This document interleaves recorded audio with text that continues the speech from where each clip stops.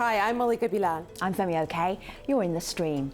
The stories of black women who have violent confrontations with police in America rarely make the headlines. Today we ask why.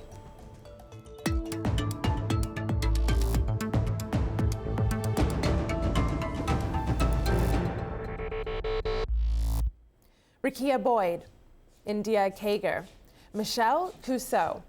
These women are members of a solemn sisterhood. They were black, they were killed by police. Their deaths made headlines, but who they were went largely uncovered by the media. In recent months, there has been much focus on police killings of unarmed black people in the United States, thanks in part to the Black Lives Matter movement. But whether in the media or at protests, female victims are often left out of the conversation. So why does this happen? Here to discuss this, we have Gina Bess. She's the mother of India Kager, who died in a police shooting while sitting in the car in the state of Virginia. From Illinois, Angela Helton. She's the mother of Rekia Boyd, who was shot and killed by an off-duty police officer. Rekia's story is the focal point of a new Fault Lines documentary airing on Al Jazeera.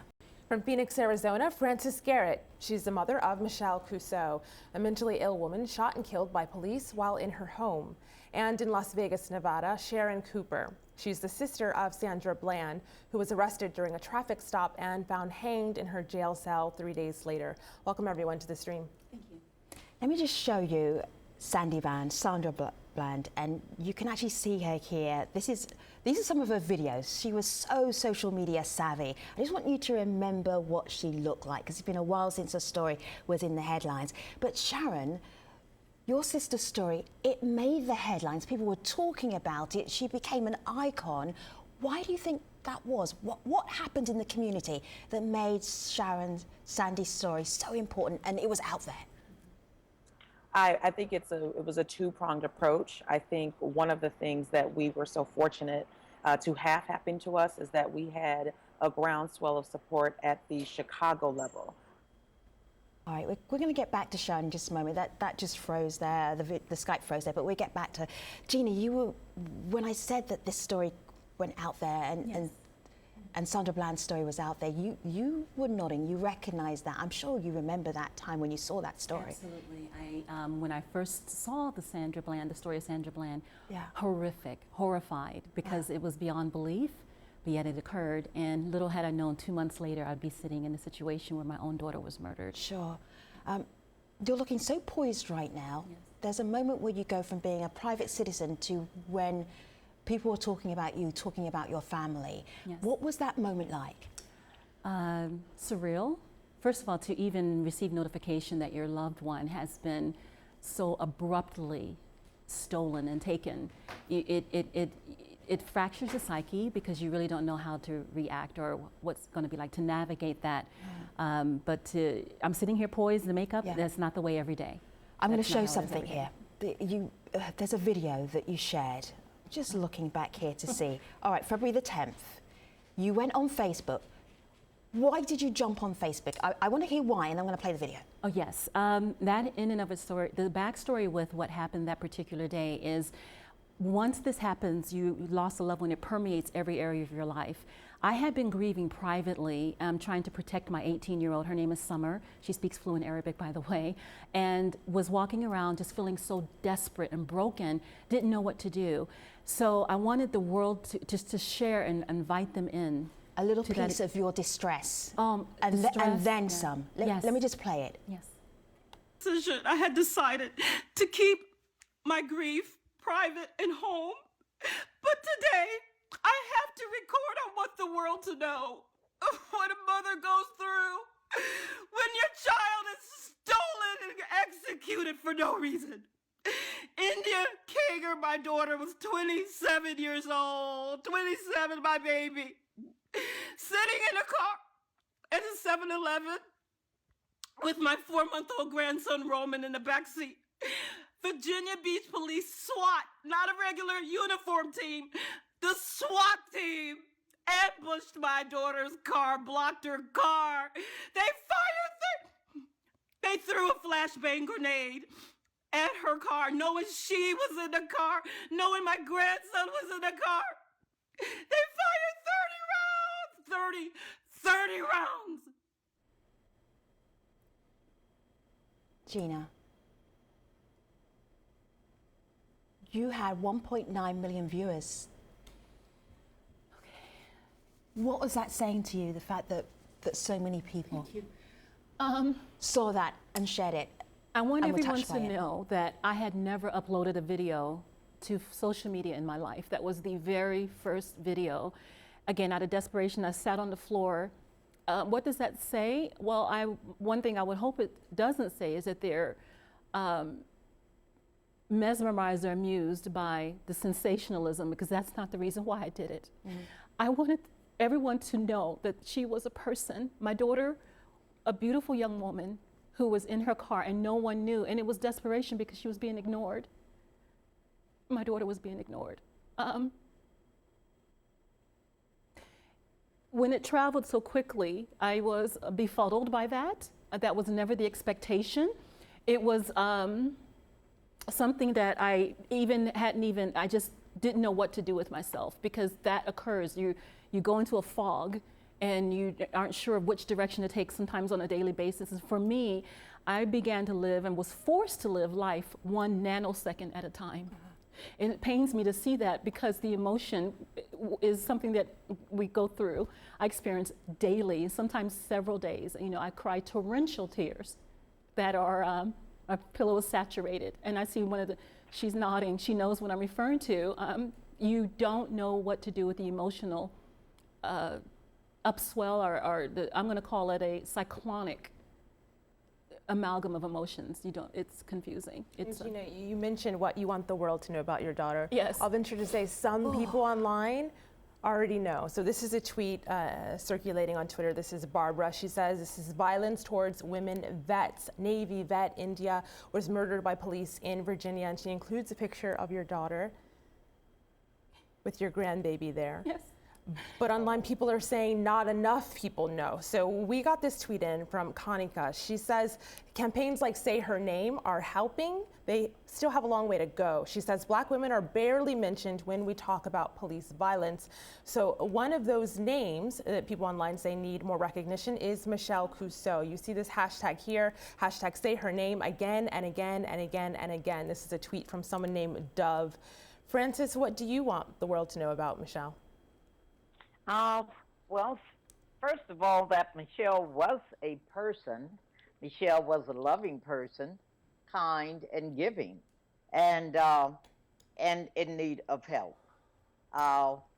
And what we had done the day of Michelle's death, we had reached out to get Michelle the help that she needed, and it ended up with Michelle being killed. Angela. And from that, we took it to the streets. As you're mentioning, women are not recognized such as the men. And Michelle's death was around the time of Michael Brown's death in Ferguson. So her death went virtually unnoticed, uncaring, and all of the other uns that we can think of. So myself and others in our community took it to the street. Unlike the Ferguson incident, we did it in a different way, more peaceful way, and in a more quieter way, but we got the attention and recognition that we wanted from the Phoenix area. And then from all we knew, next we knew, it went worldwide. In the last couple of months, I've been looking at stories of Black women who had violent altercations with the police and actually were killed in those violent altercations with police, and they were unarmed at the same time. I've been doing that for Fortlines. When I was in Chicago, I met up, Angela, with Martinez, who's your son, and he was talking about Rakia, who was one of these young women whose stories doesn't get that much attention. She's become better known over the years. I want to show you the activist that we spoke to. Her name is Paige May, and she tried to explain why are these stories not being told? Why are they not being seen? This is Paige May speaking in the upcoming Fortlines documentary, Black Women's Lives. Have a listen. People don't care about Black women. They just don't. We're in the way in the case of Rakia Boyd. We're angry black women we're just too angry and too black and too womanly in the case of Sandra Bland. Like, we're either too X or we're invisible. See, Angela, Martinez has been doing everything to make sure that Rekia's name is not forgotten, that her legacy is out there. As her mum, what do you want us to know that's important to what he's doing, the activism that he's doing? Oh, it's very important. It's a couple of things that happened to Rekia that you guys don't know. Rekia was shot, executed, because she laughed at the police, at Dante Servin, and he took her life for that. What the media saw, Dante Servin fired 3 shots.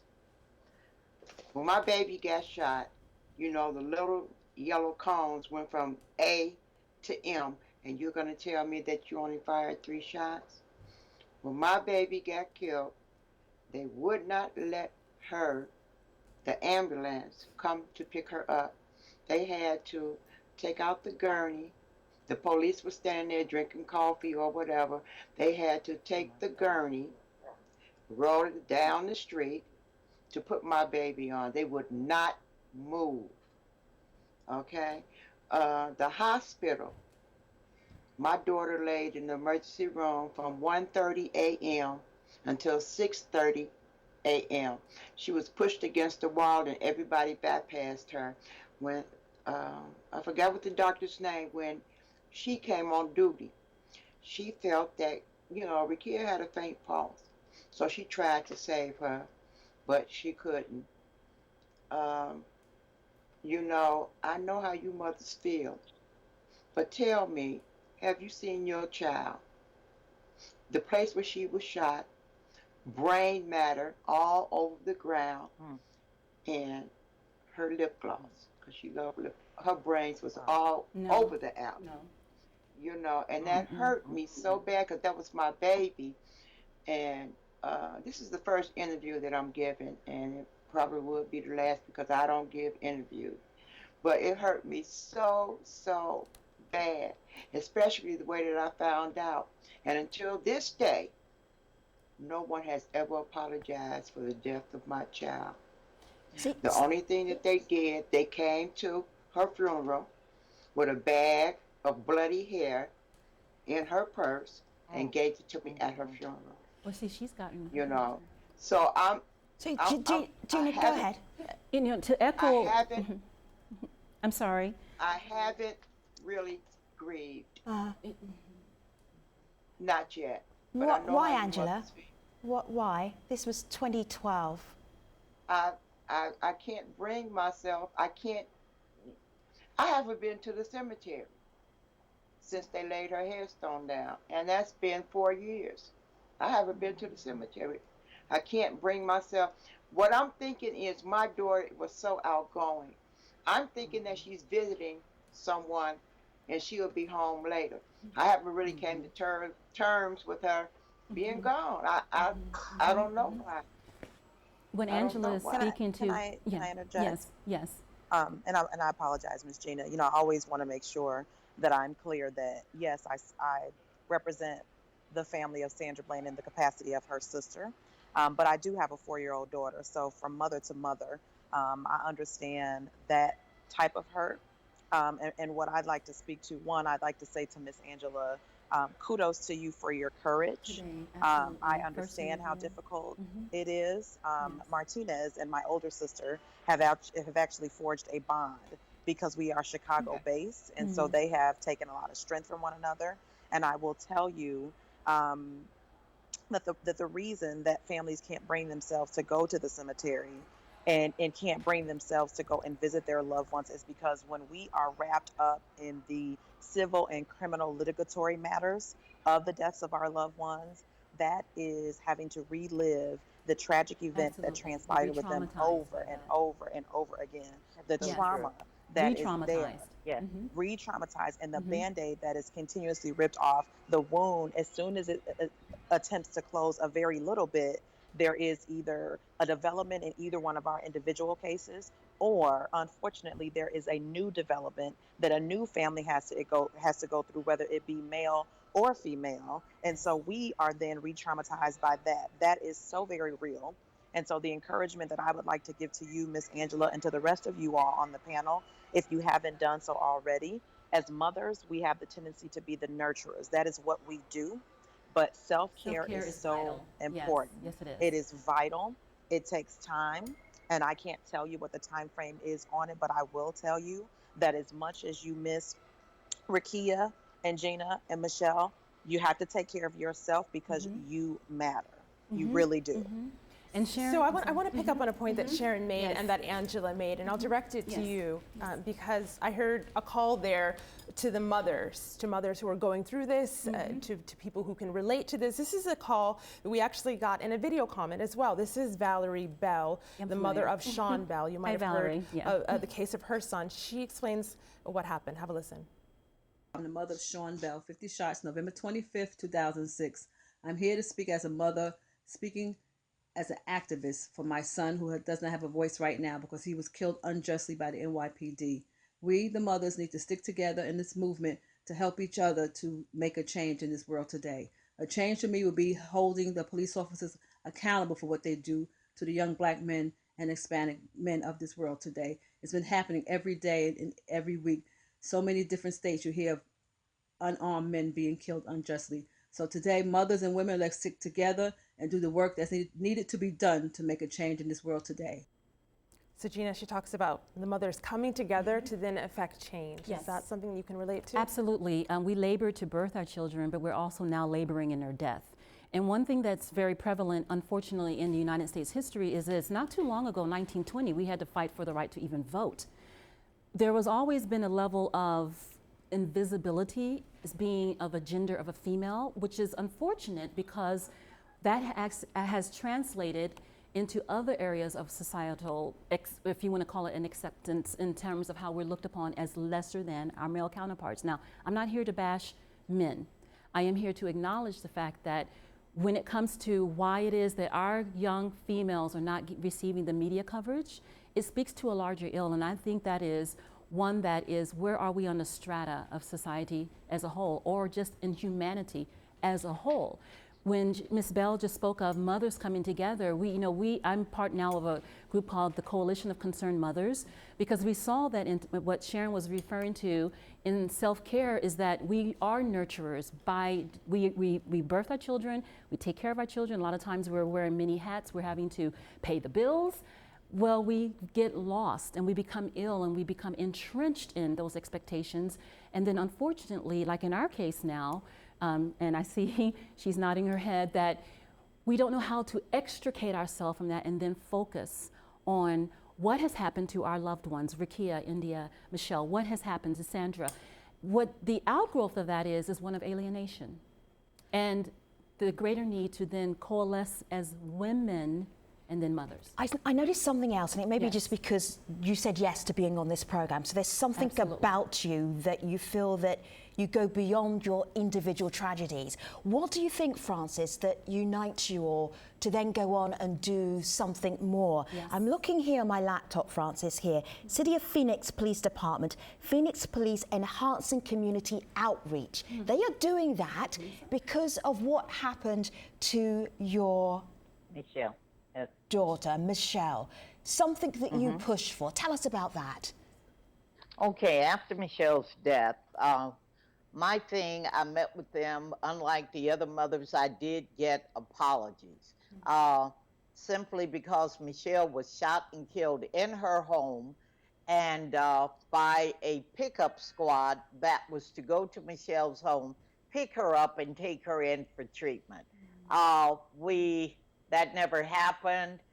They overstepped boundaries. The police had went there with guns drawn, and subsequently the sergeant came 4 minutes afterwards, and within the 4 minutes that he was there, Michelle was killed. My thing was to change and ask that laws be changed for pickup orders for people with mental health issues and not have the police being the first responders, and a host of other things that I have requested. With the work of others in the community, we made those changes. Changes were made. They developed a pickup squad and my other thing was to ask that police be trained how much longer than the period that was what they had been known to do. Wow. My thing was what's better that like, education. Francis, what's that like for people to actually listen to you as the grieving mother, grieving family? What is that like? To know that they had empathy for me. They had empathy for others. My thing was I knew I could not bring Michelle back, but for me to change and change the ways the laws were and to save the lives of others who had mental health problems and issues. And subsequently that was done with the work of myself and others in the community. So Francis, from that we developed. You mentioned their police training, and I just want to pause on that a little bit because I want to bring in a police voice. We heard from someone in Illinois. This is Mike Schlosser, who is working to train police. This is what he says members of his training team are doing. Have a listen. There's several things we're doing at the University of Illinois Police Training Institute for Police Reform. And it's very important that we're providing an additional 10 hours of diversity training titled Policing in a Multiracial Society, where recruits learn today's more subtle forms of racism, implicit bias, colorblind racial ideology, and institutional racism. But we also provide de-escalation training and non-escalation training to prevent things from escalating to begin with, and they get to practice dozens and dozens of scenarios practicing these skills. So by understanding themselves and having better training in their skills, we think that this will improve policing in the United States. So Sharon, one of the things that didn't make the video, but he told our producers ahead of the show, was that people in his course used the video of the traffic stop of your sister as what not to do. How does that make you feel? And so I met Mike a couple of weeks ago. We did a neighborhood community forum together, and he shared that information with me there at the time. And to you all's question about like, what are we doing to make a difference? It's exactly that. It is making sure that families are not on the other end of this side and having to feel the pain that we go through. That is what bonds us, is we don't want people to feel this inexplicable and irreversible pain that we experience. And what I appreciate about what Mike Schlosser and the University of Illinois Policing Institute is doing is so many times, I don't know about you all, but I've seen a lot of stories of communities that are now coming out, having their police come out and talk to children, young citizens about how to interact with the police. And my follow-up question to that is, and who's teaching the police how to interact with the community? I have a problem with that, in the sense that we're not, bringing forth the importance of the de-escalation training, the non-escalation training, as well as that, mandatory acknowledgement of the fact that there are implicit bias. So that gives me a significant amount of encouragement to keep moving forward and doing the work that I'm doing. Ladies, do you feel you're a movement? I'm hearing three voices. I'm hearing power. Do you feel you're a movement? We must, yes. We're part of an unfortunate, and I heard someone say, Sisterhood of Sorrow. And I want to echo solemn sorority, one that we really would never have wanted to be initiated in. But I want the world to also know that India comes from a law enforcement family. Her father and grandfather so it's are not both. You against the police? No, we are not against police. We are against the mentality of police in terms of brutality, where they view us. Let me make this statement. The color of our skin is not probable cause. Do you know what? We started on these beautiful young women on our back panel. I'm hoping that we might be able to end or just see their faces so that we don't forget who they are and that their stories are very, very important. Thank you, ladies, for being part of this show. Angela, Francis, Gina, Sharon, and we'll be talking more about Black women's lives in the upcoming Fault Lines documentary on Al Jazeera, and hopefully you'll be able to catch that very soon. Ladies, thank you very much for sharing your stories, your grief. For listening to us as well. And your hope as well. Thanks for being on the stream. Take care, everybody.